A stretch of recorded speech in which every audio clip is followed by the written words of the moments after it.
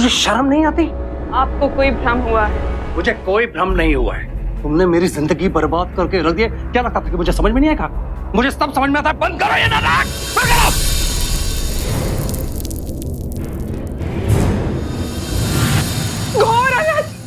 एक गुस्से में तमतमाता इंसान एक धार्मिक और पवित्र दिखने वाली औरत के साथ ऐसा क्रूर बर्ताव क्यों कर रहा था? वो औरत जो दिखने में ऐसे लग रहा था कि ईश्वर को मानती हो, अध्यात्म से जुड़ी हुई हो, उसके साथ वो अपने बल का प्रयोग क्यों कर रहा था? नमस्कार, मैं श्रेयस तलपदे सावधान महाराष्ट्र फाइट बैक नाउ में आप सभी का स्वागत करता हूं। आखिर एक शांत औरत किसी के गुस्से का कारण कैसे हो सकती है? तो फिर क्या वजह थी कि वो आदमी उसे इस तरीके से बेइज्जत कर रहा था? कौन था ये आदमी और क्या हक था उसे इस तरह बेइज्जत करने का? क्या थी इस सब के पीछे की सच्चाई? जानने के लिए आइए देखते हैं सत्य घटना पर आधारित ये कहानी।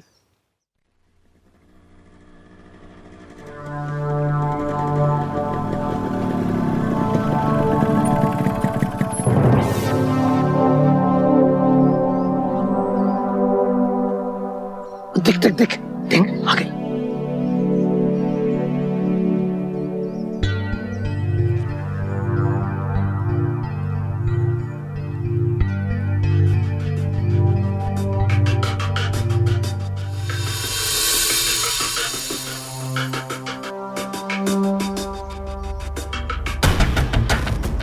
साक्षी, ओ साक्षी,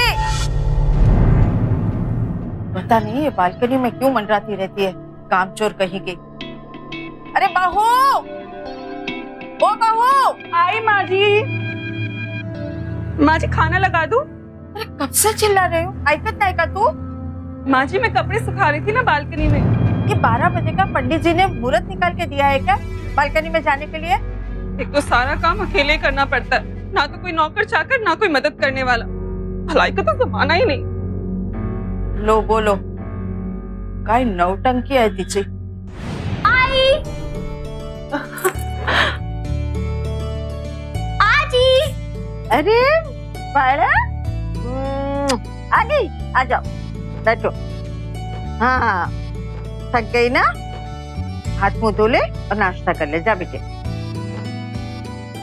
आई आज कितने दिन हो गए हम लोग शॉपिंग पर नहीं गए, आज चले? नहीं नहीं, तेरी आजी को घर पे अकेले छोड़ के कैसे जा सकती हूँ मैं? ना। लेकिन आजी, आई मुझे जाना है। नहीं बोला ना, तेरी आजी की दवाई और चाय टाइम पे होना बहुत जरूरी है। कौन देगा वो? लेकिन आजी मुझे जाना है। अरे हाँ, मैं समझाती हूँ, वो थोड़ी जिद्दी है। क्यों? मेरे लिए चॉकलेट ले। माँ जी। हाँ। बहू, मेरी दवा और चाय मैं खुद ले लूंगी। घेऊन जाना तिला। पर माँ जी। क्या पर माँ जी? जब तुम खुद मटक के बाजार जाती हो तब तो माँ जी की याद नहीं आती। और आज बच्ची को जाना है तो नाटक क्यों कर रही हो? घेऊन जा तिला। ठीक है माँ जी, आप इतना कह रही है तो ले जाती हूँ इसे बाजार। चल जा, जाकर तैयार हो जा। थैंक यू आजी। चल चल लौकर। माँ जी मैं भी तैयार हो जाती हूँ। और कितना तैयार होगी, आई शपथ। पल्लवी तुझे क्या बताऊं, मुझे तो इतनी सारी शॉपिंग करनी है ना, बस आज तो मैं सारी शॉपिंग। अरे वाह, कितनी प्यारी ड्रेस है ना। देखो इसका कलर भी कितना अच्छा है और डिजाइन भी। प्रतीक्षा, तुझ पर नई ड्रेस बहुत अच्छी लगेगी, देख लेना। अब नहीं आई, ये बिल्कुल भी अच्छी नहीं है। तू एक बार पहनेगी ना इसे तो तेरा उतारने का मन नहीं करेगा। मैंने कुसुम के लिए भी एक ले लेती हूँ। हाँ, ठीक है ना? हम दोनों ना अंदर जाकर ले लेते हैं। तब तक मैं चाट खा के आती हूँ। हाँ हाँ जाओ। आज अचानक ये शॉपिंग का प्लान? अरे पल्लवी तुझे क्या बताऊं मैं, जब से ससुर जी गुजरे हैं ना तब से सासू माँ तो दही जमाकर बस एक ही जगह बैठी रहती हैं, कोई काम नहीं करती। और ऊपर से सासू माँ मानव को अपने पल्लू से बांध कर रखती हैं। वैसे ना मानव का भी मन तो करता है कि मेरे साथ कहीं घूमने जाए, शांति से बैठ के दो बातें करे। साक्षी, तू एक काम कर, तू अभी मानव जी को कॉल कर और उनको बोल ऑफिस में हाफ डे डालकर यहाँ पे आ जाए। हाँ, आइडिया तो अच्छा है।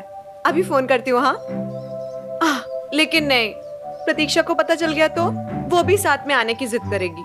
तो ना तो तू अपने घर ले जाओ उसे। कुसुम से भी तो उसकी बहुत बनती है। ये एकदम ठीक है, कर ले फोन। आई शॉपिंग हो गई तो चले। यस, चलो चलो चलो। बस भैया, यहाँ रोक दो।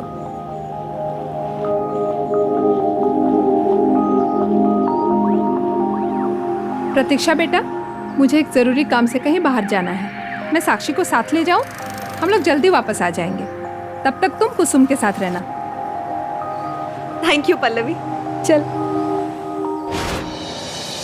बस।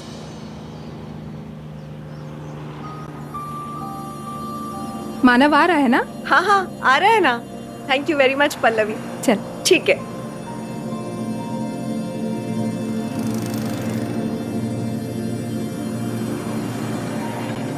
हाँ कहाँ हो?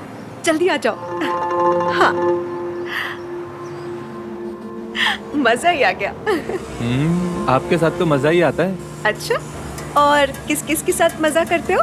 किसी के साथ नहीं, मैं तो एक टाइम पे एक के साथ ही। अच्छा, मतलब एक के बाद दूसरी, एक साथ दो नहीं? नॉटी। वैसे मेरी अगली लॉटरी कब लगेगी? पहले थोड़े बड़े हो जाओ, पैसे वैसे कमा लो, थोड़ी नेट प्रैक्टिस कर लो, फिर आ जाना मेरे साथ 2020 खेलने। यस। बाय।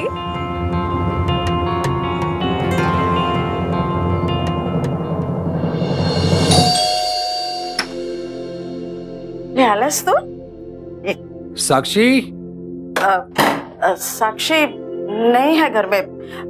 आज तो जल्दी आया इसलिए तुम्हें पता चला, वरना साक्षी का यूं देर से आना रोज का है।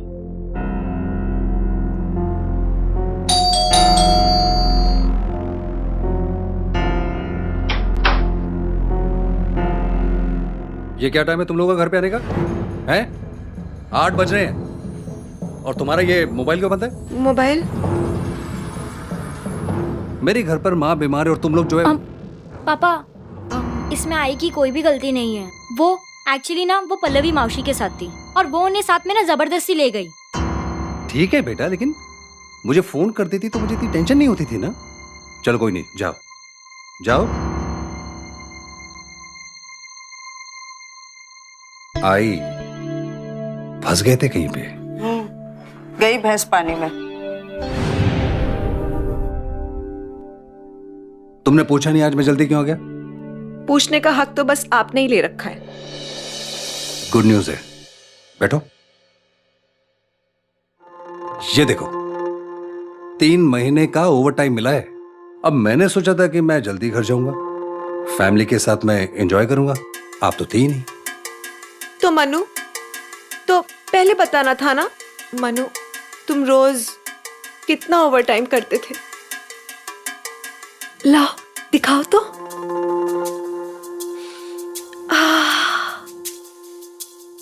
ये नए करारे नोटों की खुशबू, वाह।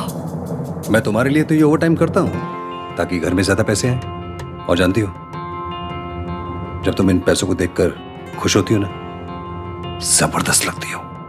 अच्छा, तो बताओ तो कितनी जबरदस्त लगती हूँ मैं? बहुत।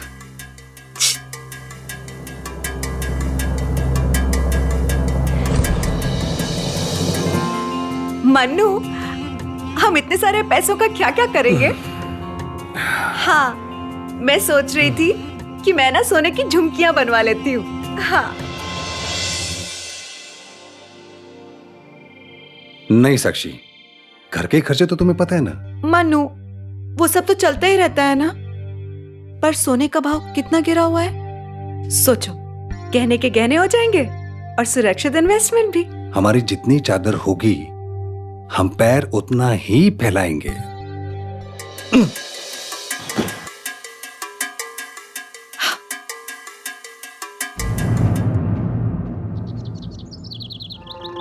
अब क्या बताऊं तुझे पल्लवी, मेरा तो दिमाग फटा जा रहा है। मानव से शादी करके ना मेरी जिंदगी बर्बाद हो गई सच में। तेरा मन शांत करने का एक रामबाण उपाय है मेरे पास। प्लीज सर पे तेल लगाने के लिए मत बोल देना। हाँ अरे नहीं नादान बालिके, वो जो गंगा वाटिका का आश्रम है ना, वहाँ पे एक सत्संग है, वहाँ पे चल तू मेरे साथ। मुझे नहीं जाना किसी सत्संग वत्संग में। हाँ बोल देती हूँ।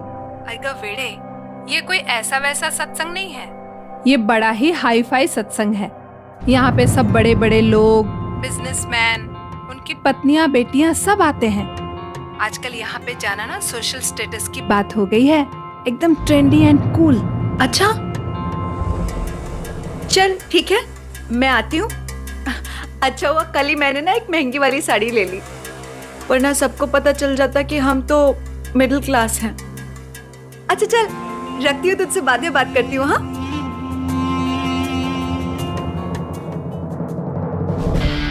चलो, अपने पास पैसे ना तो ना सही,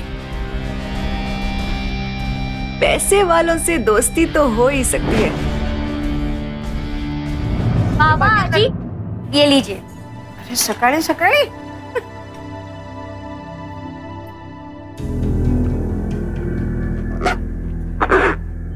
आई ये ना तैयार होके कहाँ जा रही हो? पल्लवी के साथ जा रही हूँ सत्संग में, गंगा वाटिका आश्रम। कम से कम सत्संग के लिए तो बाहर जा ही सकती हूँ। लेकिन आई सत्संग में ये साड़ी। पल्लवी कह रही थी कि वहाँ बड़े बड़े घरों की औरतें बड़ी बड़ी गाड़ियों में आती है, लंबी लंबी। अब मेरे पास तो नहीं है कुछ दिखाने के लिए, कोई घोड़ा गाड़ी, तो कम से कम अच्छी महंगी साड़ी तो पहनकर जानी पड़ेगी ना, तभी तो वो लोग मुझे सीरियसली लेंगे। चलती हूँ मैं, देर हो रही है। काय नौटंकी है तिची। कितना अच्छा सत्संग था, मन कर रहा था कि बस खत्म ही ना हो। पल्लवी, कितने बड़े बड़े बिजनेसमैन आते हैं यहाँ पे। अब मैं इनके सामने रिक्शा पकड़ूंगी तो मेरा इंप्रेशन डाउन नहीं हो जाएगा? हेलो, ओफो, ये ड्राइवर कहाँ चला गया? फोन ही नहीं उठा रहा है। वो जो आ रहे हैं ना, वो श्यामल जी हैं, बहुत बड़े बिजनेसमैन, बहुत पैसे वाले। इन दिनों सत्संग के मार्ग में चलने की कोशिश कर रहे हैं। नमस्कार, कैसा रहा आज का सत्संग? बहुत ही अच्छा था। ऐसी शांति का अनुभव तो यहाँ आश्रम में ही होता है। जी वो तो है। अच्छा, ये मेरे दोस्त है साक्षी, साक्षी श्यामल जी। आपको आज यहाँ पहली बार देखा है? जी बस सोचा कि 4 अच्छी बातें सुन लूं, मन को शांति मिलेगी। फिर तो आप बिल्कुल सही जगह पर आई हैं।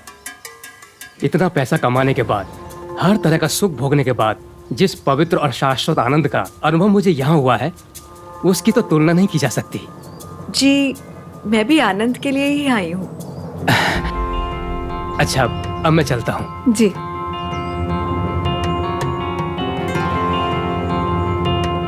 सुनिए, आप लोगों को कहीं पर छोड़ दूं क्या? अरे नहीं नहीं, इट्स ओके, मैंने गाड़ी लाई है, ड्राइवर लाता ही होगा। अब आप इतना पूछ ही रहे हैं तो मुझे छोड़ दीजिए। अवश्य अवश्य, आइए। जी बाय। बाय।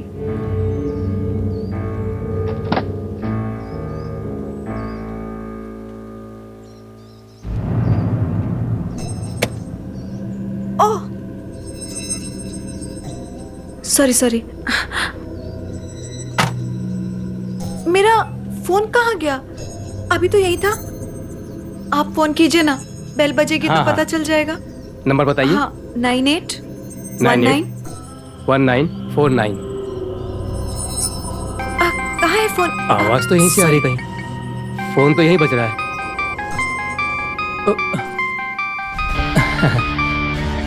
सॉरी।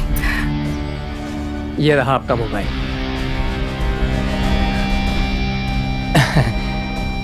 वैसे आज का आपका अनुभव कैसा रहा? ठीक ही था, आगे आगे देखते हैं कैसा रहता है।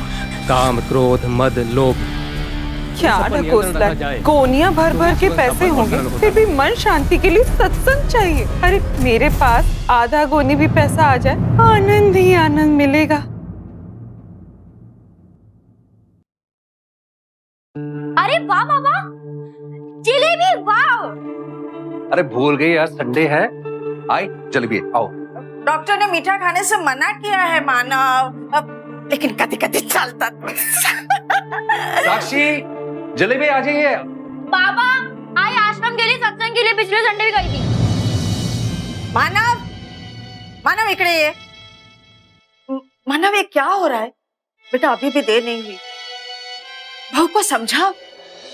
आई तो इतना टेंशन क्यों ले रही है? अरे सत्संग गई है, पुण्य कमा रही है, कमाना था पुण्य। शुभम भवतु। श्यामल जी, आज मैं अकेले आई हूँ, आप मुझे घर छोड़ देंगे? अवश्य। धन्यवाद। एक मिनट।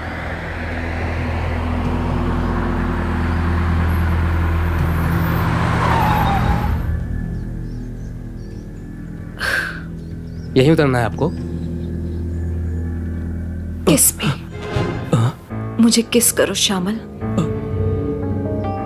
देखो, अगर तुमने मुझे किस नहीं किया ना तो मैं शोर मचाऊंगी और सबको कहूंगी कि तुम मेरी इज्जत लूटने की कोशिश कर रहे थे। बदनामी तो होगी, लेकिन लोगों के लात घूंसे खाने पड़ेंगे वो अलग से। बिना कर्म किए ही फल भुगतना पड़ेगा।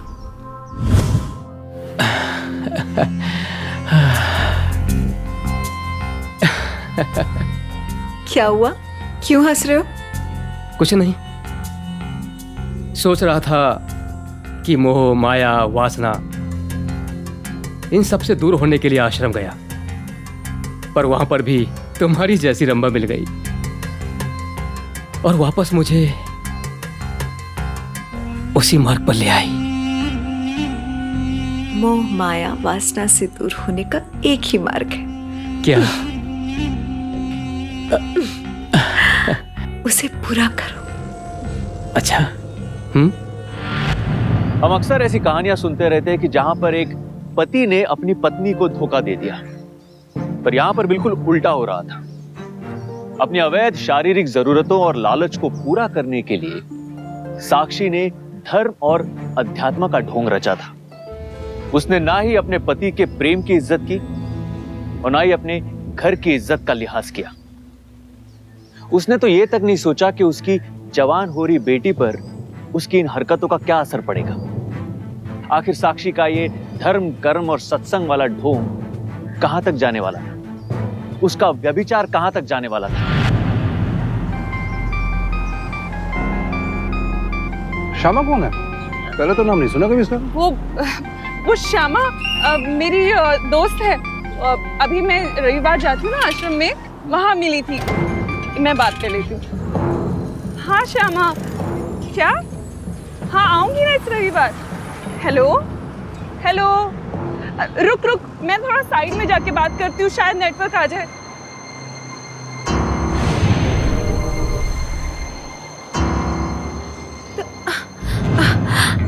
श्यामल, पागल हो गए हो क्या? कोई देख लेगा, जाने दो मुझे। पहले ये बताओ, कल सत्संग में क्यों नहीं आई? घर में कुछ जरूरी काम था। पति को शक नहीं हो जाता? नहीं साक्षी, कुछ नहीं होता यार, अब तुमसे दूर नहीं रहा जाता। क्या कर रहे हो? कोई देख लेगा, जाने दो मुझे। कोई नहीं देखेगा। पहले तुम ये बताओ कि अगली बार कब मिलोगी, फिर छोड़ूंगा। अगले रविवार पक्का, अभी जाने। रविवार? यार रविवार बहुत दूर है, कुछ और सोचो। I believe on you, I trust on you. तुम कोई ना कोई प्लान तो बना ही लोगे।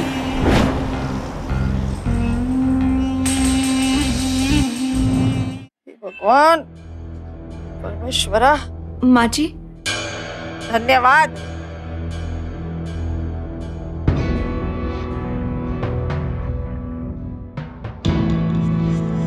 ये क्या है? पता नहीं क्यों माँ जी, ऐसे सादा रहना बहुत ही अच्छा लग रहा है। अब मेरे पास तो कोई सादा साड़ी थी नहीं, इसलिए आपके कमरे से ले ली। सत्संग ने मन को इतना पवित्र कर दिया है कि बस सारी मोह माया छोड़कर भक्ति में जीवन जीना अच्छा लग रहा है। आशाए ये दासाए ते दासाए सर्वलोकस्य आशा एशान दासा तेशान दासते। आई, मैंने जैसे अपने स्कूल में निबंध लिखी थी ना, अब तुम एकदम वैसी बनती जा रही हो। ये सब अच्छी और महंगी साड़ियां हैं बहन। मुझे अब इन साड़ियों से कोई मोह नहीं रहा। साक्षी, जी माँ जी। मैं कह रही थी कि इतनी महंगी साड़ियां तुम कौड़ियों के दाम में क्यों बेच रही हो? मुझे अब इन चमकीली साड़ियों का कोई मोह नहीं रहा। मेरा मन आपकी जैसी ये सादा शालीन साड़ियां पहनकर बहुत शांत रहता है, विश्वास कीजिए। ठीक है। साक्षी, ये तो कुछ ज्वेलरी की एग्जीबिशन लगी है एक दिन के लिए और एक्साइटिंग ऑफर्स है। मैं सोचा था कि तुम्हें अपने लिए सोने के झुमके चाहिए ना, यहाँ चलते? मैं इन सब मोह माया से दूर होने का प्रयास कर रही हूँ। अब मुझे इन झुमकों की कोई आवश्यकता नहीं। जानती हो, तुम्हारे देखा देखी तुम्हारी ये सादगी और तुम्हारी ये सहजता मुझे भी बहुत अच्छी लगने लगी है। और ऐसे में हम सब मिलकर कैसी फिल्म देख सकते हैं? हाँ, ये फिल्म देख सकते हैं हम सब मिलकर, धार्मिक फिल्म। क्या आप भी? आई, चलना जाओ या ना हमारे साथ मूवी देखने चलो ना प्लीज। प्रतीक्षा, आज पूर्णमासी, आश्रम जाना अनिवार्य है। देर रात उपवास पूर्ण होने के बाद ही मैं घर लौट पाऊंगी। चलती हूँ। पापा। इट्स ओके, फिल्म फिर कभी देख लेंगे, आज जाने दो इनको। अच्छा सुनो, लौटते हुए प्रसाद लेकर आना। अवश्य।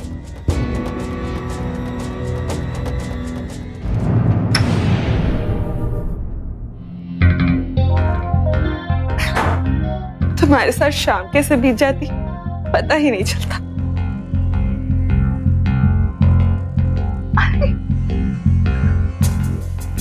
हमारे तो हर दिन ऐसे ही बीत रहे हैं। और ये होटल का रूम हम लोगों के लिए आश्रम बन गया। यहाँ पर कितना भी पुण्य कमाओ कम ही लगता है। साक्षी ये जानती थी कि उसके पास धर्म एक ऐसा रास्ता है जिसकी आड़ में वो जब चाहे अपने घर से बाहर निकलकर श्यामल से मिल सकती थी। साक्षी के रचे इस नाटक के पीछे का सच मानव की समझ से परे था। एक तरफ मानव इस बात से खुश था कि उसकी पत्नी का रुझान धर्म और अध्यात्म की ओर बढ़ रहा है, तो दूसरी तरफ शादीशुदा जिंदगी से मिलने वाले सुखों की कमी उसे महसूस होने लगी थी। पर आखिर कब तक साक्षी अपने इस ढोंग को छुपा सकती थी और कब तक मानव अपने दुखों को अंदर ही अंदर घोट कर रख सकता था?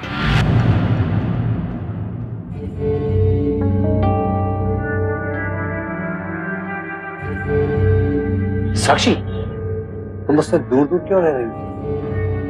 मानव, मैं अपने विकारों को नियंत्रण करने का प्रयास कर रही हूँ।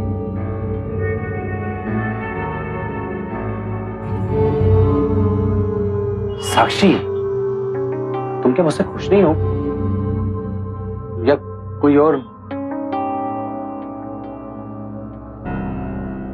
हाँ, मुझे किसी और से प्रेम हो गया है।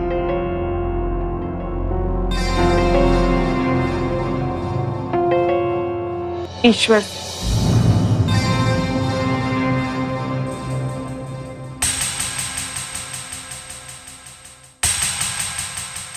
मैं अपना सारा जीवन उनकी भक्ति में ही बिताना चाहती हूँ। रुको, तुम यहाँ सो जाओ।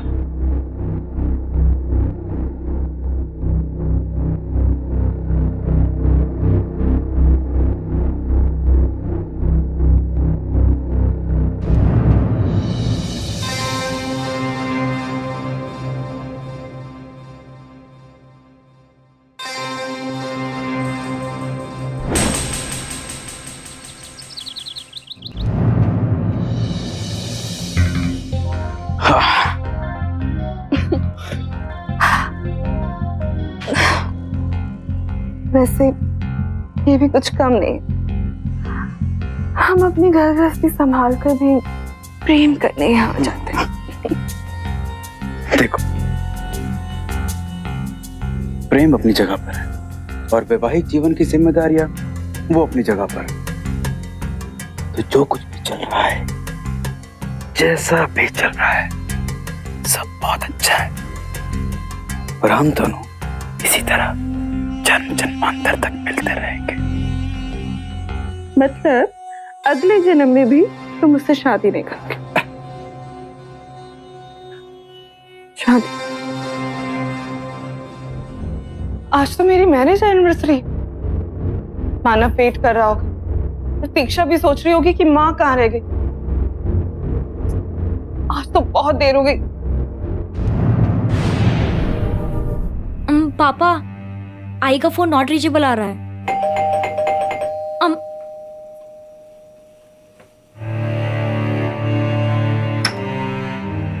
पापा बहुत गुस्से में है। आई, हैप्पी एनिवर्सरी। पता है हम सब कब से आपका वेट कर रहे थे। इतनी देर क्यों लगी? बाहर में जाके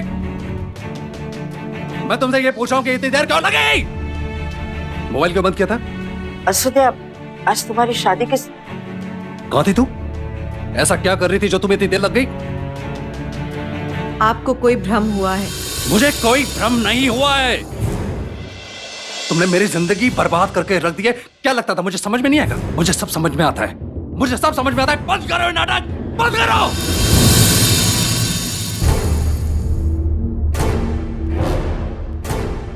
हे प्रभु, हे प्रभु, अनर्थ, घोर अनर्थ। आज हमारे विवाह की वर्षगांठ है। इसके लिए मैंने आश्रम में हवन किया, हम सबकी सुख शांति के लिए प्रार्थना की। लेकिन शायद मेरी प्रार्थना में किसी प्रकार की कोई कमी रह गई होगी, जो मेरे पति परमेश्वर मुझे इस प्रकार की प्रताड़ना दे रहे हैं। प्रतीक्षा बेटा, तुम ही बताओ, धर्म कर्म के रास्ते पे चलना क्या पाप होता है? अपनों की खुशी के लिए व्रत करना क्या कोई दोष है? फिर मुझे किस बात का दंड दिया जा रहा है? मैंने तो अपनी वेशभूषा, अपनी चाल ढाल, रहन सहन, भाषा सब बदल दी और सादगी अपना ली। इसका पापा, ये आपने क्या किया? आई हमारे लिए इतना कुछ कर रही है और आप...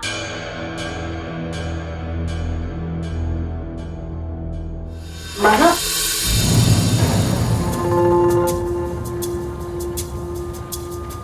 मुझे अपने पति के कर्मों का प्रायश्चित करना होगा।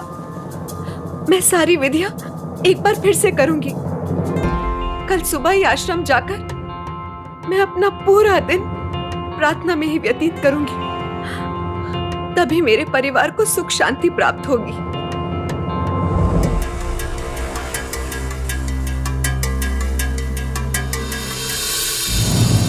साक्षी जिस गति से अपना नाजायज रिश्ता जी रही थी, उसी गति से उसका जायज रिश्ता दम तोड़ रहा था। और प्रतीक्षा, वो अपने मां की असलियत न जानने की वजह से अपने पिता मानव को समझने में असमर्थ थी और वो अपने पिता ही को साक्षी के धर्म पर चलने वाले रास्ते की बाधा मानने लगी थी। अपनी वासना के लिए साक्षी ने अपने परिवार के सभी सदस्यों का सुख चैन छीन लिया था। क्या इस परिवार की उलझनें कभी कम होगी? और क्या होगा जब सच सामने आएगा? प्रतीक्षा बेटा, मैं आश्रम जा रही हूँ। सारी पूजा अर्चना होने के बाद बाहर सेवा करने भी जाऊंगी। थोड़ा समय लगेगा, अपना ख्याल रखना।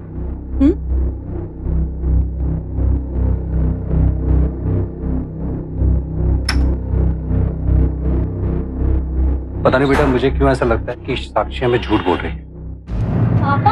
हाँ बेटा, वो कहती कुछ और है और करती कुछ और है।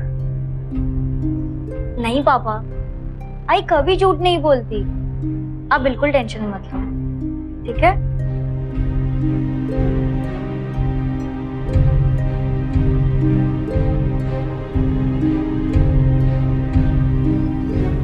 मानव,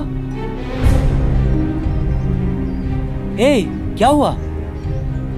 नहीं, कुछ नहीं। यार ऐसे ऑफिस के नीचे क्यों बैठा है? घर नहीं जाना क्या? नहीं, मैं बस जा रहा था। यार पिछले कुछ दिनों से तू बहुत परेशान सा है, कुछ सीरियस प्रॉब्लम है क्या? नहीं, ऐसा कुछ नहीं है। मन की बात बताने से मन का बोझ हल्का होता है दोस्त। और ठीक है यार, बाहर वालों से ना सही, अपने घर वालों से तो बात कर, अपनी वाइफ से बात कर यार, सब कुछ सही हो जाएगा। चल ठीक है, तू भी निकल। हाँ बाय, चल निकल। हाँ बाय, टेक केयर।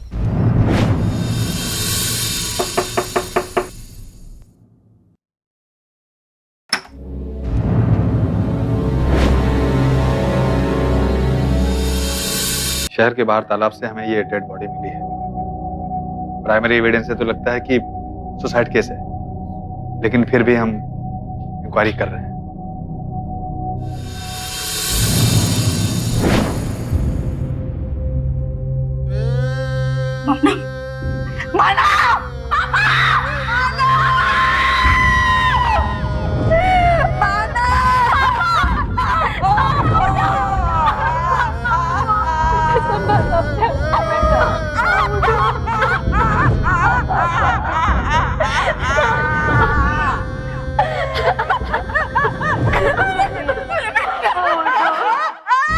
जातस्या ही ध्रुवो मृत्युर्ध्रुवम।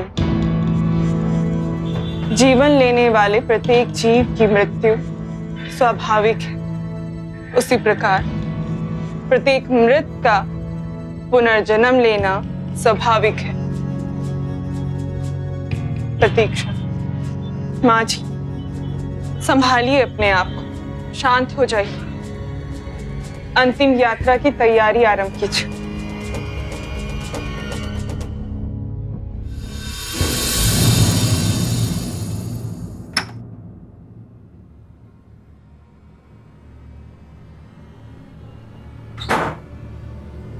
गुड़िया को नींद की गोलियां देकर सुला दिया और बेटी पढ़ने के लिए गई। अब होटल के कमरे को आश्रम बनाने की कोई जरूरत नहीं, अब तो मेरा घर ही आश्रम। जो चाहे कर्मकांड करो। अवश्य।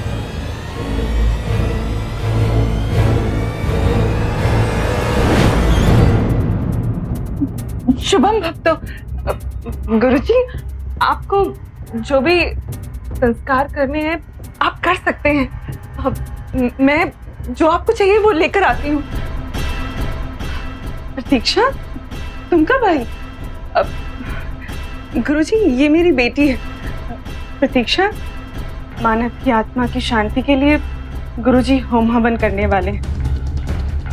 तारों और ग्रहों की दशा को देखकर ही हमने आज का ही दिन निर्धारित किया था पूजा के लिए। मानव की धर्मपत्नी होने के नाते ये सारी साधनाएं मुझे ही करनी होगी। बेटा तुम जाकर खाना गर्म करके खा लेना। पर हाँ, मुझे आवाज मत देना, वो साधना बहुत कठिन है ना, इसीलिए।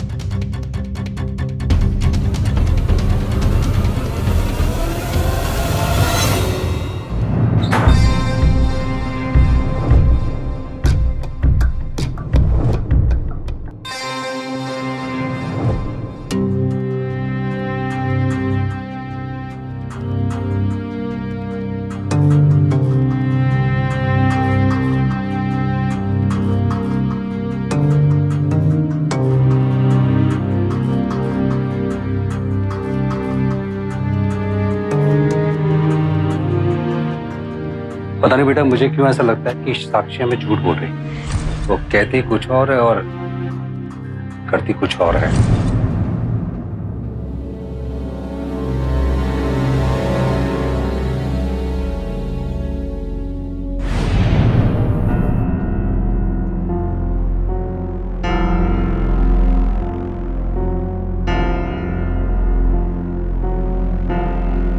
शुभम भवतु।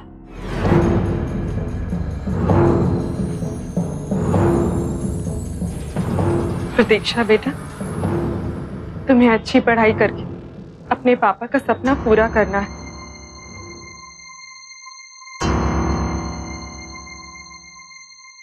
उसके लिए तुम्हें इस आशीर्वाद की आवश्यकता पड़ेगी। मैं पापा का सपना जरूर पूरा करूंगी।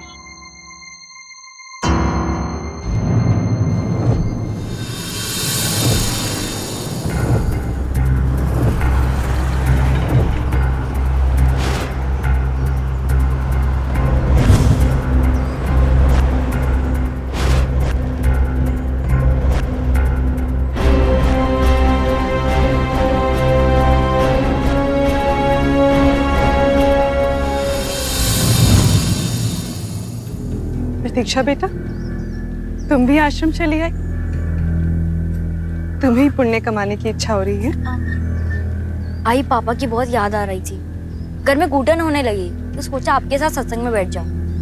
अच्छा किया। चलो भीतर, बस सत्संग आरंभ होने वाला है। आई मुझे ना बहुत प्यास लगी है, पानी कहाँ है?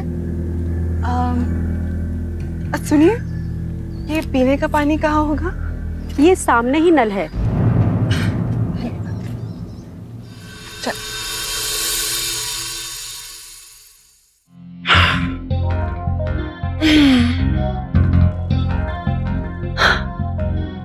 प्रतीक्षा जिस तरह से मुझे देख रही थी ना कुछ दिन, मुझे तो शक हो ही गया कि वो मेरा पीछा जरूर करेगी। लेकिन मैंने भी सही टाइम पे निर्णय लिया और आश्रम पहुंच गई। तो वहां मुझे ही ढूंढ रही। मैंने उसे सत्संग में अपने साथ बिठाया। अब वो निश्चिंत हो गई हो। सोच रही होगी कि माँ रोज आश्रम में ही जाती। तुम बैठो, मैं देख के आता हूँ।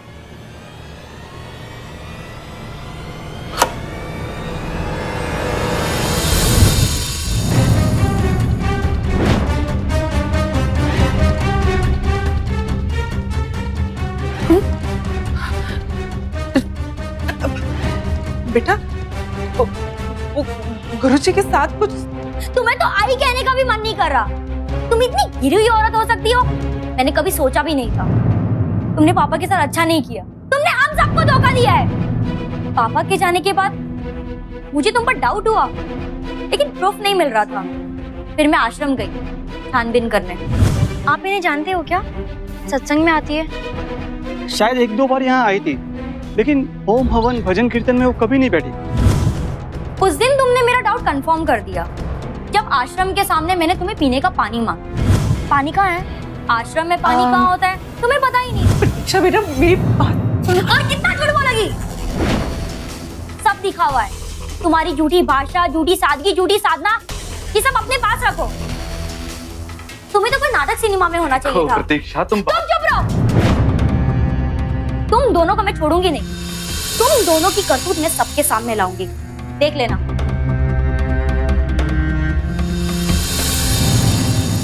सुनो तो मेरी बात बेटा, एक बार मेरी बात सुन लो। बस एक बार मेरी बात सुन लो। बस मेरी एक बात।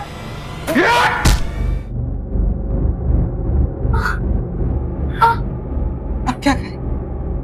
वही जो मानव के साथ किया था। छोड़ो मुझे। बाहर निकल, बाहर। छोड़ो मुझे। ये कहाँ लेकर आए मेरे को? अब ही पता चल जाएगा। छोड़ो, मैं चिल्लाऊंगी। चुप। वैसे भी अब तुम हम दोनों के बारे में काफी कुछ जान चुके हो, तो अब तुम्हें हमेशा के लिए रिलैक्स तो करवाना ही पड़ेगा ना, तुम्हारे पापा की तरह।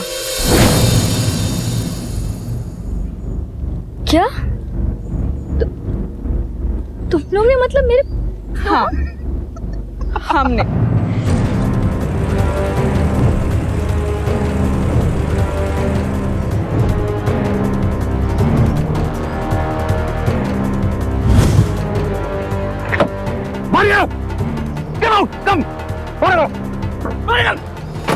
ये तो आश्रम, ये तो मानव चपड़ी थी, ये तो सत्संग करती थी, है? ये पूजा तुम्हारी, इसके साथ गुलशन उड़ाई तू।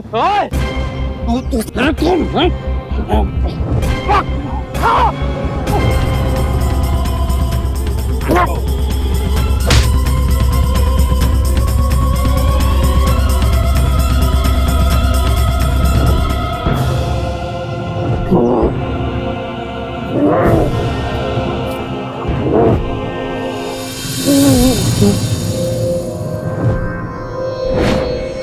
इसकी लाश से पास के नाले में फेंक देते हैं।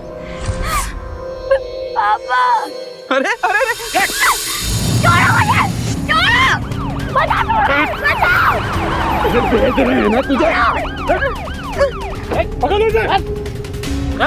छोड़ो मुझे, मैंने कुछ नहीं किया, मुझे छोड़ो। थैंक यू सर, आप टाइम पर आ गए, वरना मैं तो। बहुत अच्छा किया प्रतीक्षा, तुमने मोबाइल छिपा के रखा था और हम तुम्हें ट्रैक कर पाए और इन हत्यारों को पकड़ पाए। मुझे जैसे ही तुम लोग पर डाउट हुआ, मैं पुलिस के पास गई। क्या कहना है, बोलो। मुझे लगता है कि पापा ने सुसाइड नहीं किया, उनका मर्डर हुआ है। अच्छा बेटा, मैं जो कहता हूँ उसे गौर से सुनो। तुमने मेरे पापा को मार डाला, पापा को मार डाला मेरे तुमने। रहने दो प्रतीक्षा, रुक जाओ तुम।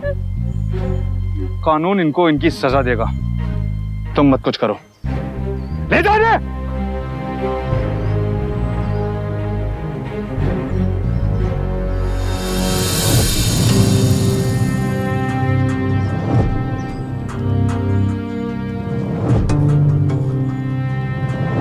क्या कोई भी लालच इतना बड़ा हो सकता है कि एक माँ अपनी ही बेटी की जान लेने की सोचे? साक्षी जोशी और श्यामल पाटिल को मानव की हत्या करने के लिए आईपीसी के सेक्शन 302 और प्रतीक्षा की हत्या करने की कोशिश करने के लिए आईपीसी के सेक्शन 307 के तहत 10 साल की कड़ी सजा सुनाई गई। रिश्ते भरोसे से बनते हैं, पर आंखें बंद करके भरोसा करना और आंखें खुली रख के भरोसा करना, इसमें फर्क है। इस फर्क को पहचानिए। हमारे महाराष्ट्र को एक क्राइम फ्री स्टेट बनाना हम सबकी जिम्मेदारी है और ये हमें अभी करना होगा, क्योंकि अगर अभी नहीं तो कभी नहीं। इसी के साथ मैं श्रेयस तलपदे आपसे विदा लेता हूं। फिर मुलाकात होगी महाराष्ट्र में जुर्म से जंग की एक और सच्ची घटना के साथ। तब तक सावधान महाराष्ट्र, फाइट बैक नाउ। आदाब बस। तो सावधान।